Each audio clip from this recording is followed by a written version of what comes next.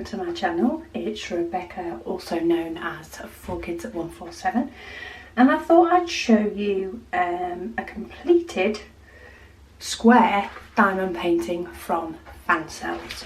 Now the link I have for this one is no longer working, however I do think I've seen this picture on their site recently, so I'll have another look. Maybe it's gone off sale but then come back. If that's the case, I'll pop a link down to it below. But this was originally a £3.99 painting. It's a 30 by 40 and it is a square. Now, in regards to the quality of the squares, it's not the best, but it's nowhere near the worst either. So there is an odd little bit of gapping in the way that they sit. I'm not even sure if you'd be able to see it, to be honest, but there is a little bit of gapping in the way they sit on the canvas, but not in any way that detracts from the picture. There was just the odd colour where the gap seemed to be there a little bit more, but for the price, the quality is good. Does that make sense?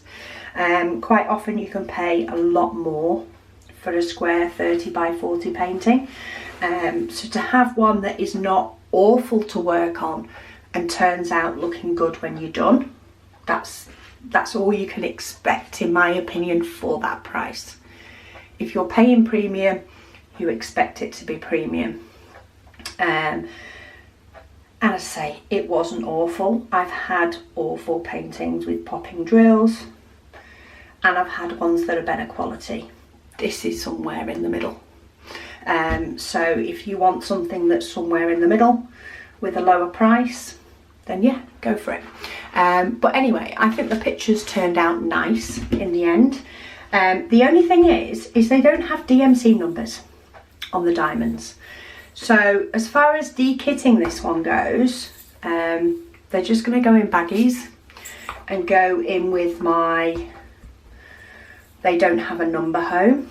A couple of ones did get a little bit low in regards to the amount of diamonds, but I never at any point panicked that I wouldn't have enough.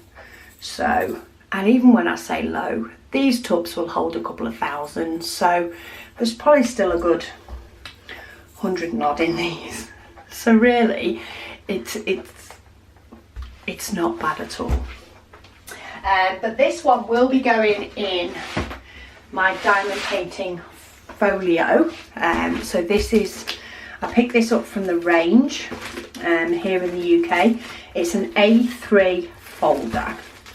Now I am going to have a rejig of my folders soon, because I do feel, oh no, that one, I'm trying to work out if I have extra pieces of card, but I actually think I may have used them all. So yeah, this one, while it's got sheets left in here, it does feel rather full, because of course the thickness of the diamond paintings. So I think what I am going to do is I'm going to have a rejig of them soon, but I do want to mount this one. So excuse the noise, this is my new pack of card. So this is just A3 black card, 210 GSM, nothing super thick, nothing super fancy, but it's what I use to mount all my paintings to make them a true A3 size. So first things first is I cut off the border. Now on this one I have used washi tape to stop the sticky, just because I didn't want to deal with it. And I could have sliced it and peeled it, which I've done with some. Oh no, I couldn't, sorry, this one's poured glue. So because this one's poured glue, I can't peel the canvas off, the glue off from around the edge of the canvas. So I just put washi tape around it. But it's all getting cut off anyway, just so that you can see how I mount my canvases.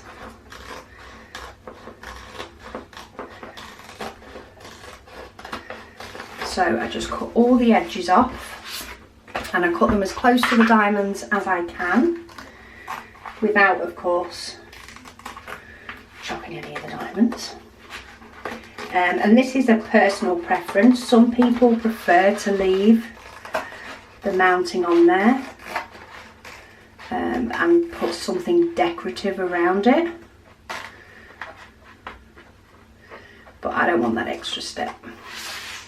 Laziness kicks in every now and then, so I'd rather just cut it off and be done, because I can still always frame it, and with pinning it to this piece of card as well, I can always use the piece of card to then be able to mount something if I decided I wanted to frame it in the future. So first thing I do is first thing I do is put some double-sided tape on the back. This is just standard double-sided tissue tape. It is not there to make it go on a wall and not fall off. It is just there to keep it attached to the piece of card and not move around in a folio that's going to keep it in place anyway. So I just make sure that that is pretty much centered to my eyeball, and then when my nails will play the game and the paper will actually stick to the back of the tissue tape will stick to the back of the canvas, I'll peel off one side and stick that down. As I say, it's just so it doesn't move, and then I can peel off the one in the middle again if it would like to stick to the canvas, please, and then the final one, and I just roll it down as I go. Ooh, see, look, that doesn't want to stick to the canvas. It sticks to the card better than it sticks to the canvas, but it sticks to the canvas enough that it stops it moving, and that is all that I want it to do. And then that will just slip into my folio, and all of mine are on black card, which is a personal preference, but it means when I'm flipping through they've all got the same background. I'm just looking at the picture, which is what I want. So these, I'm just going to find some baggies in a minute, probably some that I've got that are not quite the size for my spare storage, and I'm just going to tip them in there. What I do with these with no DMC number is something I'm going to get round to. I just haven't yet. I keep having other stuff that I need to do first. So when I run out of ideas and things to do, I'll figure out what I'm doing with these. I know people are interested. I can't decide between using them for other projects, matching them up according to a DMC colour chart, matching them up, you know, with diamonds as I de-kit them, or just giving them away. I can't quite decide. Anyway, I will get there. The purpose of this one is to show you what a square painting from Fansells looks like. As I say, for the price, I'm impressed. It was enjoyable to do, and I've got a lovely image at the end of it, so what more can you ask for? But anyway, thank you so much for joining me, and I'll speak to you all again soon.